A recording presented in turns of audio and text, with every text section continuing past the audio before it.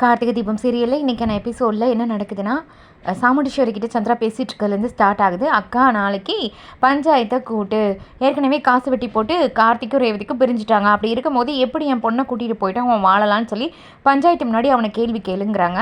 நம்ம எடுத்த முயற்சியெல்லாம் தோற்று போகுதுன்னு கேட்க, போலீஸ் ஸ்டேஷனில் அவனை காப்பாற்ற எஸ்ஐ வந்தார். இங்கே அவனை காப்பாற்றுறதுக்கு யார் வாரான்னு நம்ம பார்க்கலாம், கண்டிப்பாக உன் பக்கம் தான் தீர்ப்பாகுன்னு சொல்லிட்டு இருக்க. ரொம்ப நன்றி சந்திரா, நீ எனக்காண்டி என் பொண்ணுக்காண்டி எவ்வளோ தூரத்துக்கு யோசிக்கிற. நாளைக்கு பஞ்சாயத்தை கூட்டி அவனை கேவலப்படுத்தி என் பொண்ணை நான் கூட்டிகிட்டு வந்துருந்தேன். நீ எங்களுக்காண்டி ரொம்ப யோசிக்கிற, அதுக்கு தேங்க்ஸ் சொல்ல. அக்கா நான் உனக்காண்டி தானக்கா பண்ணுறேன் எல்லாமே, நீ எதுக்குக்கா தேங்க்ஸ்லாம் சொல்லிட்டு இருக்கேன்னு சொல்லிட்டு நீ படுத்து தூங்க, நாளைக்கு பஞ்சாயத்தில் பார்த்துக்கலான்னு சொல்லிட்டு சந்திரா அந்த இடத்த விட்டு போகிறாங்க. போயிட்டு ஹாலில் போய் நின்றுட்டு, நான் எப்படி உங்களுக்காண்டி யோசிக்காமல் இருப்பேன், நீயும் சரி அந்த ரேவதியும் சரி என்னை கை நீட்டி அடித்ததுக்கும் சரி, உங்களுக்குள்ளே இந்த பிரச்சனை நடக்கணும், அதை பார்த்து நான் ரசிக்கணும், அதுக்காண்டி நான் இன்னும் யோசிப்பேங்கிற மாதிரி சந்திரா வெள்ளத்தனமாக தனக்கு தானே பேசிக்கிறாங்க. அடுத்த சீனில் வந்துட்டு சாமுண்டீஸ்வரி வந்து பஞ்சாயத்தில் கம்ப்ளைண்ட் பண்ணியிருந்தாங்க. அந்த விஷயத்த தண்டரை போட்டு ஊர் ஃபுல்லாக சொல்லிட்டு இருக்காங்க. அப்போ கார்த்திக் வீட்லேயும் வந்து சொல்லிட்டு இருக்காங்க. எனக்கு தகவல் வரல, ஏன்னு கார்த்திக் சொல்கிறாங்க, ஏன்னா அவங்க பெரிய குடும்பம்ல சார், பஞ்சாயத்தே உங்கள் மேலே தான் அப்படின்னு அந்த பர்சன் சொல்லிட்டு இருக்கா. இதை கேட்குற பாட்டி பயங்கரமாக வருத்தப்படுறாங்க. நம்ம ஊர்லேயே பெரிய குடும்பம், எல்லாத்துலேயும் முன்னாடி நின்று எல்லாம் சொல்லுவோம், ஆனால் இப்போ நம்ம மேலேயே பஞ்சாயத்தா, அதுவும் சாமுண்டீஸ்வரி கொடுத்துருக்காளே, இன்னும் என்னெல்லாம் நம்ம பார்க்க வேண்டியது இருக்கோ எனக்கு தெரியவே இல்லையேன்னு வழக்கம் போல் பாட்டி புலம்பிட்டு இருக்க. பாட்டி ஒன்றும் வருத்தப்படாதீங்க, இதை நான் பார்த்துக்கிறேன்னு கார்த்திக் ஆறுதல் சொல்ல, அம்மா தொடர்ச்சியாக என்னை உங்ககிட்ட இருந்து பிரிக்கிறதுக்கு ஏதாவது பண்ணிகிட்டே இருக்காங்க, என்னையே உங்ககிட்ட இருந்து பிரித்து கூட்டிகிட்டு போயிடுவாங்களோன்னு எனக்கு பயமாக இருக்குது மாமான்னு சொல்லிட்டு இருக்கா. அப்படிலாம் நடக்காது, நாளைக்கு பஞ்சாயத்தில் பேசிக்கலான்னு சொல்லிட்டு இந்த இடத்துல பேசி முடிக்கிறாங்க. அடுத்த சீனில் வந்துட்டு பஞ்சாயத்து கூடியிருக்கு. பஞ்சாயத்தில் வந்துட்டு சாமுண்டீஸ்வரியும் சந்திரகலாவும் நின்றுட்டுருக்காங்க. அப்போ வந்து அக்கா நம்ம சொன்ன மாதிரியே பஞ்சாயத்தை கூட்டியாச்சு, இன்றைக்கி ரேவதி நம்ம கூட்டிகிட்டு போகிறோம், அந்த கார்த்தி அசிங்கப்பட்டு போகிறான்னு பேசிகிட்டு இருக்காங்க. ஆமாம், அவனை அவமானப்படுத்தி என் பொண்ணை என் கூட நான் கூப்பிட்டு போகிறேன், நடக்கிறத பாருன்னு சொல்லிட்டு சாமுண்டீஸ்வரியும் சொல்லிட்டு இருக்க. கார்த்திக் அந்த இடத்துக்கு வந்துருந்தாங்க. கார்த்திக் வர விட்டு என்ன கம்ப்ளைண்ட்டுன்னு கேட்க, நீங்களே உங்கள் வாயால் சொல்லுங்கம்மா உங்கள் மருமகன்கிட்டன்னு வந்து சாமுண்டீஸ்வரி கிட்ட ஊர் தலைவர் சொல்ல, அவனை என் மருமகன் சொல்லாதீங்க, எப்படி நீங்கள் சொல்லலான்னு சந்திராவும் சாமுண்டீஸ்வரியும் சண்டைக்கு போகிறாங்க.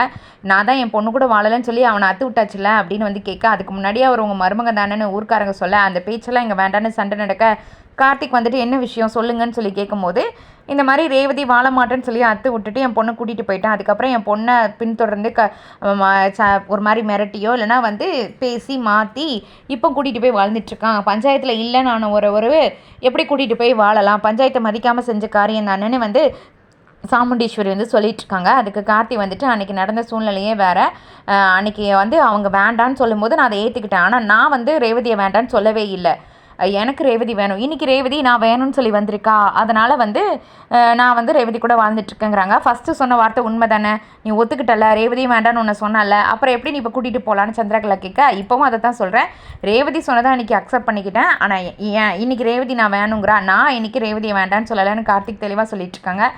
அப்போது வந்து ரேவதி வந்து சொன்னால் தானே தெரியும், நான் ரேவதியை போய் கூட்டிகிட்டு வரேன் அப்படின்னு சொல்கிறாங்க. அதுக்கு சாமுண்டீஸ்வரி இல்லை, என் பொண்ணை அவன் மிரட்டி தான் அப்படி சொல்ல வைக்க போகிறான் அப்படின்னு சொல்லிட்டு இருக்க.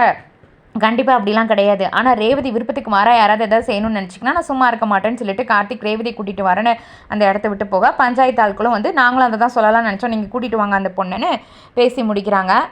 அடுத்ததாக கார்த்திக் வீட்டுக்கு வர, என்னப்பா பஞ்சாயத்து முடிஞ்சிட்டான்னு பாட்டி ரேவதி 2 பேரும் கேட்க, இல்லை பாட்டி நடந்துட்டு தான் இருக்குன்னு சொல்ல, அப்புறம் நீ எப்படி வந்தப்பான்னு பாட்டி கேட்க, நடந்த விஷயத்த கார்த்திக் சொல்கிறாங்க. ரேவதி நீ தான் வந்து பேசணுங்கிற மாதிரி சொல்லிட்டு இருக்கேன், எனக்கு பயமாக இருக்குது மாமா, என்னை பிரித்து விட்டுட்டாங்கன்னா என்ன பண்ணுறதுன்னு ரேவதி பயந்துக்கிட்டே கேட்க, அதெல்லாம் ஒன்றும் இல்லை, உன்னுடைய விருப்பம் என்னவோ அதுபடி தான் அங்கே நடக்கும், நீ வந்து தான் சொல்லணும், நான் வந்து உன்னை மிரட்டி சொல்ல வைக்கிறேன்லாம் அவங்க அத்தை சொல்லிட்டு இருக்காங்க, ஆனால் பார்த்துக்கலாம், நீ வா, நீ வந்து பேசுங்கிற மாதிரி சொல்ல, பாட்டி தைரியம் சொல்ல ரேவதி அங்கேருந்து கிளம்பி வராங்க பஞ்சாயத்துக்கு. அடுத்து என்ன நடக்குதுன்னு ஷார்ட்டாக சொல்லியிருந்தேன். ரேவதி வந்ததும் பஞ்சாயத்தில் இருக்கவங்களாம் விசாரிக்கிறாங்க. ரேவதி எல்லாரும் முன்னாடி வந்து அன்றைக்கி நான் சொன்னது உண்மை தான், ஆனால் எங்கள் அம்மா வந்து மாமா மேலே கொடுத்துருக்க கேஸை வாபஸ் வாங்கணும், அதுக்காண்டி நான் எவ்வளவோ கெஞ்சி அழுதுலாம் பார்த்தேன், அம்மா வந்து கேட்கவே இல்லை, நீ வந்து இந்த மாதிரி பஞ்சாயத்தில் காசை வெட்டி போட்டு உறவை முடிச்சுக்கிட்டா தான் நான் உன் மாமனை விடுவேன், இல்லைன்னா உள்ளே கிடக்கட்டும்னு சொல்லிட்டாங்க, வேறு வழி இல்லாமல் தான் நான் அன்றைக்கி பண்ணினேன், என்னை மிரட்டி எங்கள் அம்மா தான் அப்படி சொல்ல சொன்னாங்க, ஆனால் பஞ்சாயத்துக்காரங்கிட்ட போய் சொல்லலாமா அப்படின்னு நான் கேட்டதுக்கு கூட அவங்க என்ன சொன்னாங்க தெரியுமா, அவங்களாம் மரமண்டை அப்படி இப்படின்னு உங்களை வந்து மட்டமாக தான் பேசினாங்கன்னு சொல்லிட்டு இருக்கேன், என்னம்மா எங்களை பற்றி இப்படிலாம் சொல்லியிருக்கீங்கன்னு பஞ்சாயத்தில் இருக்கவங்க கேட்க, நான் அப்படிலாம் சொல்லவே இல்லை, என் பொண்ணு போய் சொல்கிறா, இப்போவும் என் பொண்ணு மிரட்டி தான் அப்படி சொல்ல வைக்கிறான்லாம் சொல்லிட்டு இருக்காங்க. பஞ்சாயத்துக்காரங்களாம் சேர்ந்து என்ன தீர்ப்பு சொல்லியிருந்தாங்கன்னா, இல்லை அந்த பொண்ணு விருப்பப்படியே நாங்கள் பஞ்சாயத்தில் தீர்ப்பு எடுக்கோம், ஏற்கனவே காசு வெட்டி போட்டது செல்லாது, அந்த பொண்ணு இப்போ அவன் ஆசைப்பட்டு போகிறேன்னு சொல்கிறா, அதனால் கண்டிப்பாக புருஷன் கூடயே வாழட்டுன்னு சொல்லிட்டு இருக்க. அன்றைக்கி நீங்கள் சொன்னதை வந்து ஏற்றுக்கிட்டீங்களா, அப்போ இன்றைக்கி ரேவதி சொல்கிறதையும் ஏற்றுக்கோங்கன்னு வந்து கார்த்திக் சொல்கிறாங்க. பஞ்சாயத்துக்காரங்களை பார்த்து சாமுண்டீஸ்வரி வந்து நீங்கள் வந்து உங்கள் ஊருக்காரங்கன்னு இப்படி கார்த்திக்கு சப்போர்ட் பண்ணி தீர்ப்பு சொல்லிட்டு இருக்கீங்க, அது எப்படி வேண்டான்னு விட்ட உறவோடு திரும்ப வாழ முடியும்னு சொல்ல, நீங்கள் அன்னைக்கு நீங்கள் சொன்னதை கேட்டு நான் உங்கள் பொண்ணு உங்கள் கூட அனுப்பி வைக்கும் போது நாங்கள் நல்லவங்க, இன்றைக்கி வந்து உங்கள் பொண்ணு பேச்சு கேட்டு நாங்கள் தீர்ப்பை மாற்றும் போது நீங்கள் எங்களை இப்படி சொல்லுவீங்களா அப்படின்னு பஞ்சாயத்துக்காரங்க நல்லா கேட்டு விட்டுருந்தாங்க. உங்களை நம்பி வந்தது ஏன் தப்பு தான் சொல்லிட்டு அங்கேருந்து சாமுண்டீஸ்வரி சந்திராவும் கிளம்புறாங்க. எல்லோரும் கிளம்ப விட்டு கார்த்திக் வந்து ரேவதி கிட்டே நான் போய்ட்டு உங்கள் அத்தையை பற்றி பேசிட்டு வரேன்னு சொல்கிறாங்க. மாமா அம்மா கோவமாக போகிறாங்க வேண்டான்னு ரேவதி சொல்ல, இல்லை இருக்கதை யூஸ் பண்ணிக்கிடுவாங்க உங்கள் சித்தி, அதனால் நான் போய் பார்த்து பேசிட்டு வரேன்னு சொல்லிட்டு கார்த்திக் சொல்ல, சரி மாமா போங்கன்னு சொல்லி ரேவதி அனுப்பி வைக்கிறாங்க. அடுத்ததாக வந்துட்டு தனியாக நின்று பேசிகிட்டு இருக்கும்போது, என்னக்கா உன் பொண்ணு இப்படி மானத்தை வாங்கிட்டா நம்ம மானத்தெல்லாம் எங்கே அப்படி பண்ணான்னு சொல்லிட்டு இருக்கா, அது அவளாக பேசலை, என் பொண்ணை பற்றி எனக்கு நல்லா தெரியும், கார்த்திக் தான் அப்படி பேச வச்சிருப்பான்னு சொல்லிட்டு இருக்கா. ஆமாம் உன் பொண்ணு இப்படி பேச மாட்டேன் நீ சொல்கிறியான்னு கேட்டுட்டு இருக்கும்போது, எனக்கு என் பொண்ணை பற்றி நல்லாவே தெரியும்னு சாமுண்டீஸ்வரி சொல்ல, உங்கள் பொண்ணு மனசு என்னன்னு உங்களுக்கு தெரியலத்தேன்னு சொல்லிட்டு கார்த்திக் அந்த இடத்துக்கு வராங்க. அதோட எபிசோட் வந்து முடியுது.